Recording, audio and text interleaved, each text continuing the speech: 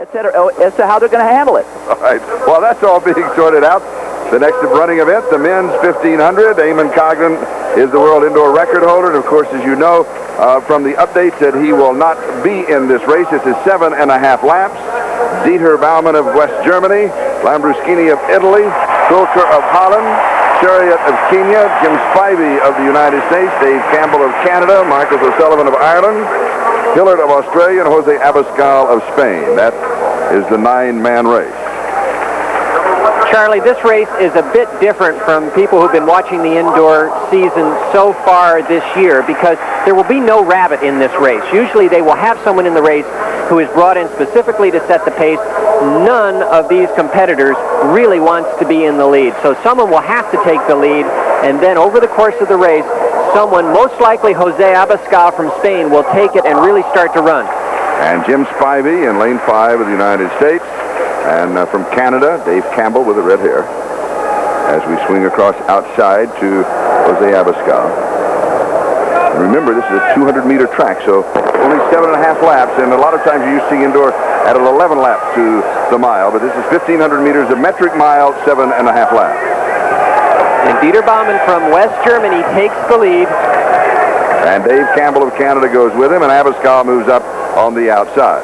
And they're running very leisurely, 15 seconds, 16 seconds for the first 110 meters, not very fast. And again, you can see, and the crowd's reacting because Jim Spivey from Indiana University taking the lead. He's from Bloomington, and Spivey has the lead. And running right behind him is José Abascal of Spain. So it is Spivey of the United States, Abascal of Spain. Hillardt of Australia is running third. Baumann of West Germany is fourth. Go ahead, Frank. I've always wondered that these 1,500-meter runners, the milers, they're on the European Tour. They all know each other. Spivey knows Abascal. Maybe he said, look, I'll take it for the first couple of laps. You take it for the next 2 laps because we both know we have to get away from Marcus O'Sullivan. Maybe that's what's going on. So Jim Spivey, the United States, continues to lead. José Abascal of Spain is running second. 61.7 on the split. Very leisurely. Again, it's a kicker's race if it doesn't speed up. Marcus O'Sullivan, second from the last in the green, in perfect position, running on the inside, saving space, but Jim Spivey just content to lead, to jog along, and I think it's going to stay this way for a while until José Abascal or maybe Dieter Baumann decides to take the lead. With 4.5 laps to go, it is Jim Spivey, José Abascal, Dieter Baumann, Mike Hillardt of Australia, Dave Campbell of Canada, Kulker of Holland, Kipkoech Cheruiyot of Kenya, Marcus O'Sullivan of Ireland, and then it is Alessandro Lambruschini of Italy trailing. And now the move being made on the outside, and that is Kipkoech Cheruiyot.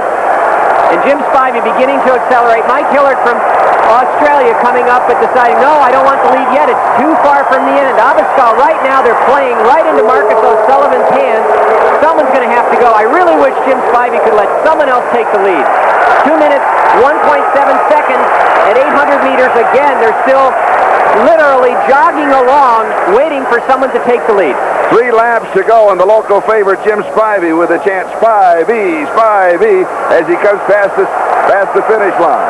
Something's going to happen, and it's going to happen soon. And here comes Marcus O'Sullivan with his move on the outside as he now slides up to 5th place.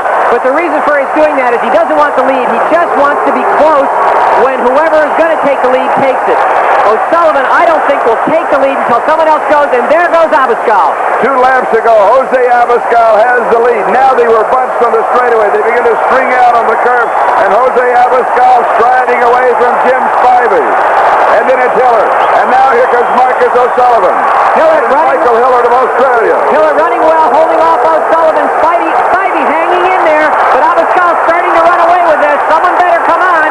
It's Abascal, Spivey, O'Sullivan inside of Spivey. He moves into second, right at the bell. 1 to go. And Jim Spivey may have given Marcus O'Sullivan this race because he didn't have to let him go on the inside, but he did. And the one big move by Marcus O'Sullivan, and he goes by Abascal. Abascal holds him up. He'll take him wide to the turn.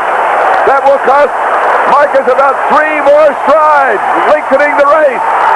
And here comes Marcus O'Sullivan. He's got him. He's out in front, and he beats him just by half a stride. 3:39.05 unofficial. You can't get a race any closer than that. 53 seconds for the last 400 meters. Tremendous sprint, and now it's for certain. If Jim Spivey had not let Marcus O'Sullivan go on the inside, O'Sullivan would not have won that race. Abascal running very, very smart around the last turn, holding O'Sullivan off. And it takes a lot of effort to hold someone off on that last turn. You can't get any closer than this. O'Sullivan would have wanted to go by him on the backstretch. This is the backstretch of the last lap. O'Sullivan says, I got to get by before the turn. Look at that. Abascal looks over and says, not until we get around the turn. I'm holding you off. And he runs a little harder, pushes, holds O'Sullivan out. You have to have a meter before you can cut in. O'Sullivan, I think he actually dropped back a little bit, saved it, and now he grits his teeth and pushes. Abascal does not give up. This is one tough man on the inside. They're both dead at this point. Their legs are just aching. The crowd still reacting to the replay finish on the screen, and O'Sullivan just barely holding on. Fourth time this season that O'Sullivan has defeated Abascal, and even without Eamon Coughlin, Ireland comes off the winner. And the crowd reaction to the time division here, they're enjoying it for the second time here at the Hoosier Dome. We'll be back with more of the World Indoor Championships in just a moment. Don't go away. Now let's go down to Larry Rawson. Larry? Thank you, Charlie. When Irish men are smiling, Irish eyes are smiling. Marcus, the pace, was it good for you in the beginning, or was it a little too close to the finish? Pace was very slow at the beginning. I heard splits that didn't correlate with the race. They were 69. I saw on the clock 69. I knew they were in 69. I think they were closer to more like 60. But I was very, very frightened that I would get stuck behind the bunch and miss the break that I expected Abascal to make, and he did. And luckily enough, I got around everybody and covered it. Okay, now, if you had it to do over again, would you have changed your tactics a bit to move with a lap and a half to go or so, or what? I keep saying I would, but know me, it's the same story every time. I think I would have done the exact same thing. All right, now what happened on the turn? Did you feel that you had enough left? What were your thoughts going through with about 50 or 80 meters to go? I didn't know if I could hold on.